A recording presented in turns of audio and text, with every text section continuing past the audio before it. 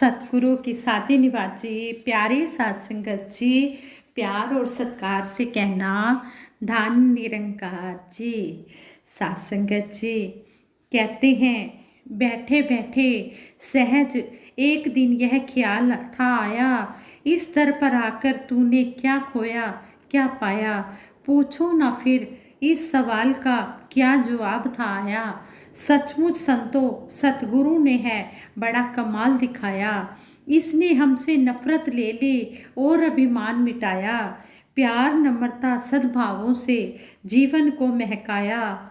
सहनशीलता सबर शुक्र इसने हमको सिखलाया। एक अच्छा इंसान जगत में इसने हमें बनाया। दूर किए अवगुण सब मन के और गुणवान बनाया। इनकी शिक्षाओं पर चलकर जीवन में सुख आया। प्यार का सागर है यह दाता, प्यार ही हमें सिखाया। श्वास श्वास ही हो याद इसी के, सदा हो सिर पर साया। साध संगत जी, सतगुरु माता जी का हमेशा इसी तरह हमारे सिर पर हाथ बना रहे। इसी तरह सच्चे पातशाह पल पल हमें बख्शते रहना, अपने चरणों में लगाए रखना। आप जी का हम लख लख शुक्राना करते हैं। कहते हैं शोभा जुड़े रहने में है, टूटने में नहीं। ऐसे ही दासी एक महात्मा की घटना ये सुन रही थी, पढ़ रही थी, तो उसमें महात्मा बता रहे थे, कहते हैं कि मैं अपने परिवार के साथ 5 जून 2010 को मनाली की सैर करने वॉल्वो बस द्वारा वापस मनाली की सैर करके वॉल्वो बस द्वारा वापस दिल्ली आ रहा था। यानी कि मनाली से घूमकर हम दिल्ली वापस आ रहे थे। जब बस रात को पहाड़ों में से निकलती हुई मंडी शहर के लगभग 15 किलोमीटर पर पहुंची तो काफ़ी तेज बारिश के साथ बिजली गरजने की तेज आवाज़ें आने लगी। तभी चलती हुई बस का बैलेंस बिगड़ गया और बस थर थर कांपने लगी। सारे पैसेंजर्स डर गए। ऐसा लगा मानो बादल फटकर बस के ऊपर आ गिरा हो। कुछ ही पलों में पता चला कि पहाड़ से भारी पत्थर खिसक कर बस के ऊपर आ गिरा, जिससे बस के शीशे टूट गए। निरंकार प्रभु की कृपा से किसी को कोई चोट नहीं आई। कुछ देर बाद बस अपने निश्चित स्थान की ओर बढ़ने लगी। सहज में बस में बैठे हुए ध्यान आया कि पहाड़ से गिरा हुआ पत्थर जब पहाड़ से जुड़ा हुआ था तो लोग उसकी छटा को निहारते थे। वह शोभा का पात्र बना हुआ था। लेकिन जैसे ही वो पत्थर की पहचान पहाड़ के रूप में जानी जा रही थी, लेकिन उसी पत्थर का नाता जब पहाड़ से टूट गया तो वो दूसरों को दुख देने का कारण बन गया और स्वयं भी ठोकरें खाने लगा। कहने का भाव यही है कि कीमत जुड़े रहने की है। जिस प्रकार सिर का बाल जब तक सिर से जुड़ा होता है, सिर की सुंदरता को बढ़ा रहा होता है, लेकिन उसी बाल का नाता जब सिर से टूट जाता है, गलती से वही बाल यदि खाना खाते समय सब्जी में आ जाता है तो वो भोजन के आनंद को बिगाड़ देता है। जैसे पत्थर का पहाड़ से व बाल का सिर से नाता टूटने पर उसकी कीमत खत्म हो जाती है, ठीक उसी प्रकार गुरसिख भी तभी तक शोभा का पात्र बनता है जब तक वह सतगुरु के चरणों से जुड़ा रहता है। जुड़े रहने के कारण ही उसे सतगुरु स्वरूप कहा जाता है। वह हर जगह सत्कार पाता है, औरों को भी खुशियाँ देता है और स्वयं भी खुशी प्राप्त करता है। अगर हम सतगुरु के चरणों से जुड़े रहते हैं तो खुशियों के भागीदार बनते हैं, और अगर हमारा नाता इससे टूट जाता है तो हम स्वयं भी दुखी होते हैं और दूसरों को भी दुख देने का कारण बनते हैं। महान गीतकार महरम जी की पंक्तियाँ आज भी कितनी प्रसिद्ध हैं। मुख गुरु तो न मोड़ी, नहीं तारुल जाएगा, टोई किससे नहीं हो देनी, जे तू भूल जाएगा। संसार में कहीं भी चले जाओ, कहीं पर भी प्यार नहीं मिलता, लेकिन सतगुरु के दरबार में जिस किसी से भी बात करो, किसी भी महात्मा से बात करो, इतनी दिल को ठंडक मिलती है, शांति मिलती है, प्यार ही प्यार मिलता है। इसलिए यहाँ हमें गीत की लाइनों द्वारा समझाया गया है कि अगर मुख गुरु से तूने मोड़ लिया तो तू रुल जाएगा, फिर तुझे किसी ने भी जगह नहीं देनी है, कहीं पर भी तुझे जगह नहीं मिलेगी। इसलिए हर समय सतगुरु निरंकार को साथ लेकर चलना है। कहीं पर भी जा रहे हैं, कोई अपना संसारिक काम करने जा रहे हैं, कोई दुनियावी काम करने जा रहे हैं, या सत्संग के तरफ जा रहे हैं, आध्यात्मिकता की तरफ कदम बढ़ रहे हैं, तो हमने सतगुरु निरंकार को अपने साथ लेकर चलना है। लेकर चलने का मतलब यही है कि हमने सतगुरु की शिक्षाओं को याद करना है, याद रखना है। सच्चे पातशाह ने हमें समझाया है कि जब हम घर से निकलते हैं तो हमने सिमरन करना है, हमने चरणामृत लेना है। अगर हम भूल भी जाते हैं चरणामृत लेना, तो सिमरन तो एहसास है ही, सिमरन तो हम हर समय कर ही सकते हैं। जब हम सतगुरु सच्चे पातशाह का सहारा लेते हैं, हमने इन बातों को, सतगुरु माता जी ने कहा है, अगर हम चरणामृत लेना भूल जाते हैं तो हम वहम भरम में ना पड़े कि हमने तो चरणामृत नहीं लिया, कभी हमारे साथ कुछ गलत हो जाए। हमने इनको कर्म कांडों में नहीं उलझाना है। हमने अगर ले लिया चरणामृत तब भी ठीक है, अगर हम भूल गए तब भी हमने कोई वहम भुलेखे में नहीं पड़ना है।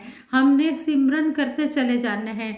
ये सतगुरु की शक्ति जब हम सिमरन करते हैं तो हमारे साथ होती है, फिर हमारा कोई भी बाल भी बांका नहीं हो सकता। और आगे हमें कवि अलमस्त जी ने भी, हरदेव अलमस्त जी ने भी इसी बात को कुछ इस तरह कहा है। ओए पुरजियों मोटर दियो, ओए छोटियों ओए वडियों, अड़े रहो ते जुड़े रहो, ए संग हूना छड़ियो। सच्चे पातशाह हमें, सच्चे पातशाह भी हमें समझा रहे हैं, लेकिन ये कवि महात्मा ने भी हमें समझाया है कि चाहे तुम गुरसिख हो, चाहे तुम कैसे भी हो, चाहे छोटी एज वाले हो, चाहे बड़ी एज वाले हो, चाहे जैसे भी हो, जुड़े रहो। अगर तुम गुरु के संग, निरंकार के संग जुड़े हो तो तुम्हारा बाल भी बांका नहीं हो सकता। और तुमने ये गुरु का आसरा लिया है, सतगुरु निरंकार का सहारा लिया है, इसका आंचल पकड़ा है, तो इसको ताउम्र अंतिम श्वास तक पकड़ के रखना है, इसको छोड़ना नहीं है। सतगुरु बाबा हरदेव सिंह जी महाराज ने भी जुड़े रहने के संदर्भ में नव वर्ष 2010 पर महान संत विवेक शोक जी द्वारा लिखित इन पंक्तियों का उल्लेख किया था कि जो तुझसे ना मिले उन्हें तो बदनसीब कहे, जो तुझसे मिलके बिछुड़ जाए उन्हें क्या कहिए। कहते हैं कि जो जिसने इस निरंकार प्रभु को नहीं देखा है उसे तो बदनसीब कहा जाता है, लेकिन जो इसको देखकर, ज्ञान को पाकर, इसको देखकर फिर बिछुड़ जाता है, फिर अलग हो जाता है, तो उसके बारे में क्या शब्द कहें। ऐसा सच्चे पातशाह ने हमें समझाया है कि भगत जो होता है हमेशा दातार से यही प्रार्थना करता है कि सच्चे पातशाह अंतिम श्वासों तक हम आप जी के चरणों में जुड़े रहें। कभी मन में कोई ऐसा भाव ना आए जो आप जी के चरणों से हमें दूर ले जाए। शोभा जुड़े रहने में है, टूटने में नहीं। इस शिक्षा द्वारा हमें यही सीख मिली है और हमने इस सीख को अपने जीवन में अपनाते चले जाना है और सतगुरु के चरणों से यही अरदास करनी है, सच्चे पातशाह हमें जोड़ के ही रखना, जोड़ के ही रखना। छू लैंदा चरण जो सतगुर दे, ओदा जन्म सुहेला हुंदा ए, मैं अखियां दे नाल तकिया ए, ओदा रब नाल मेला हुंदा ए। कहते हैं जो सतगुरु के चरणों को छू लेता है उसका जन्म सुहेला हो जाता है, लोग सुखी परलोक सुहेला हो जाता है। और कहते हैं कि ज्ञान लेने के बाद जो सतगुरु की शिक्षाओं पर अमल करता है, सतगुरु की शिक्षाओं पर चलता है, उसके जीवन में हमेशा खुशियां तो आती ही हैं, लेकिन वो मिशन का नाम भी ऊंचा कर देता है। उस महात्मा के कर्म देखकर जो ब्रह्म ज्ञानी नहीं भी होते, जो मिशन से नहीं भी जुड़े होते, वो भी जुड़ जाते हैं। इस तरह हमारे मिशन का चलते फिरते संत महात्मा प्रचार कर देते हैं और हमारे मिशन का प्रचार हो जाता है और हमारा परिवार बढ़ता चला जाता है। ऐसे ही दासी एक और महात्मा की ये आप जी के चरणों में जीवनी रखने जा रही है कि किस तरह इनका कर्म बोला और किस तरह इन्होंने फिर जोड़ा, कितनों कितनों को जोड़ा, कितनों का उद्धार किया, कितनी रूहों का उद्धार हुआ। ऐसे ही आज सतगुरु माता सुदीक्षा जी महाराज चाहते हैं कि मेरा हर गुरसिख चलता फिरता रोशन मीनार बन जाए, चलता फिरता पूजा स्थल बन जाए, जहाँ पर भी जाए लोग देखकर खुश हो जाएं और उस संत महात्मा को पूजें, उसकी जय जयकार करें। जो गुरसिख होते हैं, जो जब सतगुरु के कहे अनुसार चलते हैं तो उनका मुख हमेशा उजला ही रहता है, उनके संसार में भी जय जयकार होती है और उन्हें आगे भी जब ये शरीर छोड़ने के बाद भी उनकी पूजा होती है। कहते हैं अच्छा कर्म सुंदर प्रभाव छोड़ता है। कहते हैं जनरल बॉडी की सभा में सतगुरु बाबा हरदेव सिंह जी महाराज ने भी फरमाया कि मिशन का प्रचार वास्तव में ज्ञान के अनुरूप हमारे कर्म से ही हो सकता है। इस संदर्भ में सतगुरु बाबा हरदेव सिंह जी महाराज के बारे में ही कहा कि सतगुरु बाबा हरदेव सिंह जी महाराज का आगमन दिसंबर 2011 में बटाला पंजाब में होना था। समागम स्थल के लिए मैदान की अनुमति हेतु बटाला के जोनल इंचार्ज परम पूजनीय महात्मा श्री अजमेर सिंह संधू जी और ये महात्मा सुरेंद्र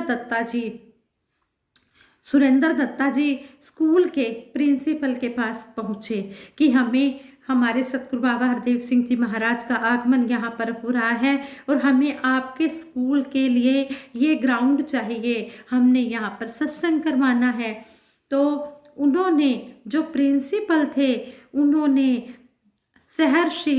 खुशी के साथ ही अनुमति दे दी कि आप ये ले सकते हैं ग्राउंड। और बातों में प्रिंसिपल ने मिशन के ब्रह्मलीन महात्मा श्री दलबीर सिंह जी के बारे में कुछ बताया। उससे कहते हैं कि सभी का हृदय द्रवित हो उठा। उस महात्मा ने सोचा भक्तों के कर्म का समाज पर कितना गहरा प्रभाव पड़ता है। जब ये महात्मा जी ने बात सुनी, जोनल इंचार्ज महात्मा जी ने और जो उनके सत महात्मा सुरेंद्र दत्ता जी थे, उन्होंने जब ये बात सुनी तो वो कहने लगे कि भक्तों के कर्म का समाज पर कितना गहरा प्रभाव पड़ता है। काश हम शब्दों की अपेक्षा कर्म से बोलने का प्रयास कर पाए। प्रिंसिपल ने बताया कि महात्मा दलबीर सिंह जी पठानकोट ब्रांच के प्रमुख थे। संत निरंकारी मिशन में आने से पहले वे पंजाब पुलिस में कार्यरत थे, पंजाब पुलिस में जॉब करते थे। शहंशाह बाबा अवतार सिंह जी महाराज की शरण में आने के बाद वे मिशन के प्रचार प्रसार का काम श्रद्धा और उत्साह से करने लगे। साथ ही संत निरंकारी सत्संग भवन पठानकोट के पास ही गाय भैंस रखकर दूध बेचने का काम भी करने लगे। प्रिंसिपल ने बताया कि वे स्वयं भी परिवार सहित निरंकारी भवन के पास रहते हैं और काफ़ी समय से दलबीर सिंह जी से रोजाना दूध लेने जाते थे। दूध उन्हें सही कीमत पर बहुत अच्छी क्वालिटी का मिलता था। दूध बहुत गाढ़ा होने पर भी वे यही सोचते थे कि जरूर इसमें कुछ ना कुछ मिलाया जाता है। प्रिंसिपल ने यह भी बताया कि महात्मा दलबीर सिंह जी गाय भैंसों का दूध स्वयं दुहकर एक ड्रम में इकट्ठा करते थे और साथ रखे एक डंडे से उसे हिलाते रहते थे। यह देखकर भी उन्हें शंका होती थी कि जरूर कोई पाउडर आदि पदार्थ पहले से ड्रम में रखा जाता है और डंडे से हिलाने पर दूध गाढ़ा हो जाता है। एक दिन वो प्रिंसिपल कहने लगे कि एक दिन सुबह जल्दी दूध प्राप्त करने में डेयरी पहुंचा और ये देखना चाहता था कि ये महात्मा इसमें क्या मिलाते हैं। कोई पाउडर मिलाते हैं जिससे कि दूध गाढ़ा हो जाता है। और मैंने ड्रम का ढक्कन उठाकर देखा तो उस ड्रम में कुछ भी नहीं था, ड्रम अभी खाली था, उसमें दूध नहीं डाला गया था। तो कहते हैं कि अभी वो गाय भैंसों का दूध दूह रहे थे और महात्मा दलबीर सिंह जी को सामने आते देखकर वे बहुत शर्मिंदा हुए और अपने मन की शंका उन्होंने महात्मा दलबीर सिंह जी को बता दी।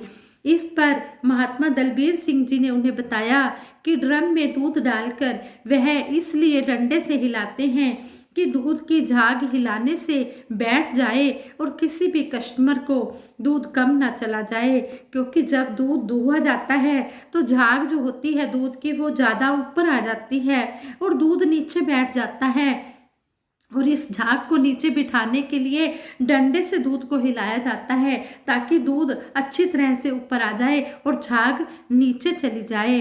यह सब जानकर प्रिंसिपल कहने लगे कि मैं और भी शर्मिंदा हो गया।